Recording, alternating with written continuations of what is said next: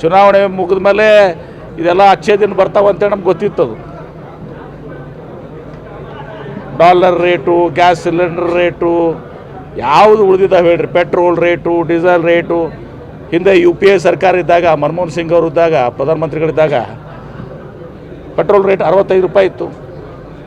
ಅವಾಗ ಟೀಕೆ ಮಾಡ್ತಿದ್ರು ಅವರು. ಈಗ 105 ರೂಪಾಯಿ ಆಗಿದೆ.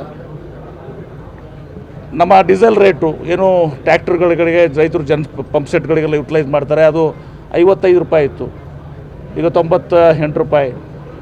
ಗ್ಯಾಸ್ ಸಿಲಿಂಡರು 415 ರೂಪಾಯಿ ಇತ್ತು, ಈಗ 1050 ಆಗಿತ್ತು. ಈಗ ಮತ್ತೆ ಏನೋ ಅಚ್ಚೇ ದಿನದಾಗ ಮತ್ತೆ ಎಷ್ಟು ಬಳಸ್ತಾರೋ ಗೊತ್ತಿಲ್ಲ. ಈಗ ಉಣ್ಣು ಎಣ್ಣೆ, ಅಡುಗೆ ಎಣ್ಣೆನ 50 ರೂಪಾಯಿ ಇತ್ತು, 150 ರೂಪಾಯಿ ಆಗಿತ್ತು. ಯಾವುದು ಉಳಿದಾವೆ ಹೇಳಿ? ಈ ಕಡೆ ಟ್ರಂಪ್ನೂ ಇಲ್ಲ, ಈ ಕಡೆ ಇರಾನ್ನೂ ಇಲ್ಲ.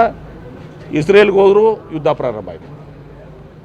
ನಮ್ಮ ಏನು ಫಾರಿನ್ ಪಾಲಿಸಿ ಏನದ, ವಿದೇಶಾಂಗ ನೀತಿ ಏನದ, ಜವಾಹರ್ಲಾಲ್ ನೆಹರು ಹಿಡ್ಕೊಂಡು, ವಾಜಪೇಯಿ ಹಿಡ್ಕೊಂಡು ಎಲ್ಲರೂ ಕೂಡ ಸಹ ಇಂದಿರಾ ಗಾಂಧಿಯವರು ಎಲ್ಲರೂ ಕೂಡ ಮಾಡ್ಕೊಂಡ್ಬಂದೆ ಅಂತ.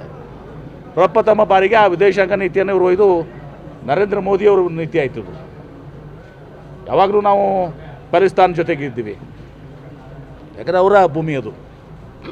ನಾವು ಯಾವಾಗೀಗ ಚೈನಾದವರು, ಪಾಕಿಸ್ತಾನದವರು ಅತಿಕ್ರಮಣ ಮಾಡಿ ನಮಗೆ ಸಂಕಟ ಆಗ್ತದಲ್ಲ, ನಾವು ಪ್ರತಿರೋಧ ವ್ಯಕ್ತಪಡಿಸ್ತೀವಲ್ಲ, ಅದನ್ನು ನಮಗೆ ನೋವಾಗುತ್ತಲ್ಲ. ಪ್ಯಾಲೆಸ್ತೈನದಲ್ಲಿ ಇವತ್ತು ಇಸ್ರೇಲ್ದವ್ರು ಬಂದು ಅವ್ರನ್ನೇ ದಬ್ಬಿದಂಥದ್ದು, ಇದು ಅವ್ರ ಮೇಲೆ ದಬ್ಬಾಳಿಕೆ ಮಾಡುವಂಥದ್ದು. ಯಾವಾಗಲೂ ಪ್ಯಾಲೆಸ್ತೈನ್ ಪರವಾಗಿರುವಂಥ ಗಾಜಾ ಆಗ್ತಿರ್ತದೆ. ಅದೇ ರೀತಿ ಇರಾನ್ ಯಾವಾಗಲೂ ಕೂಡ ನಮ್ಮ ಜೊತೆ ಸಂಬಂಧ ಇಟ್ಕೊಂಡು ಬಂದಂಥದ್ದು. ಹೋಗಿ ಇಸ್ರೇಲ್ ಹೋಗಿ ಏನೋ ಫಾದರ್ಲ್ಯಾಂಡ್ ಮದರ್ಲ್ಯಾಂಡ್ ಮಾಡಿ ಬಂದರು. ಪುಣ್ಯಕ್ಕೆ ಇರಾನ್ದವ್ರು ಅದನ್ನು ಹಿಡಿಲಿಲ್ಲ. ಆದರೂ ಕೂಡ ನಾವು ಇವತ್ತೊಂದು ಶ್ಲಾಘಿಸ್ಬೇಕು. ಇರಾನ್ದವರು ಮೊನ್ನೆನೂ ಕೂಡ ಸ್ಟೇಟ್ಮೆಂಟ್ ಕೊಟ್ಟರು.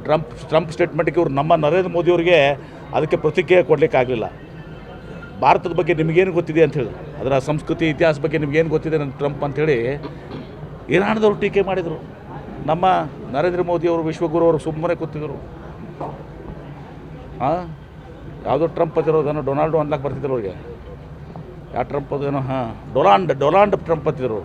ಡೊನಾಲ್ಡ್ ಟ್ರಂಪಿಗೆ ಡೊನಾಲ್ಡ್ ಟ್ರಂಪ್ ಅಂತಿದ್ರು ನಮ್ಮ ಪ್ರಧಾನಮಂತ್ರಿಗಳು. ಡೊನಾಲ್ಡ್ ಟ್ರಂಪ್ ಕೈ ಕೊಟ್ಟ ಏನು ರೀ. ಇರಾನ್ದವ್ರು ಪಾಪ ನಮಗೆ ಆ ಹಾರ್ಮುಜ್ ಕ್ಯಾನಲಲ್ಲಿ ಕೂಡ ನಮ್ಮ ಚಾನಲ್ ಇದಕ್ಕೆ ನಮ್ಮ ಹಡಗುಗಳನ್ನ ಹೋಗ್ಲಿಕ್ಕೆ ಬಿಟ್ಟರು. ಇದು ವಿಶ್ವಗುರು ಅವರು ನಮ್ಮನ್ನ ಎಲ್ಲೆಲ್ಲೂ ಇದು ಹಚ್ತಾರೋ ಗೊತ್ತಿಲ್ಲ ಸರ್. ಹೋಟೆಲ್ ಉದ್ಯಮ ಮತ್ತು ಇಂಡಸ್ಟ್ರಿಗಳಿಗೆ ಭಾಳ ಹೊಡ್ತಾರೆ ಸರ್. ಎಲ್ಲರಿಗೂ ಹೊಡ್ತಾರೆ, ಎಲ್ಲರೂ ಕೂಡ.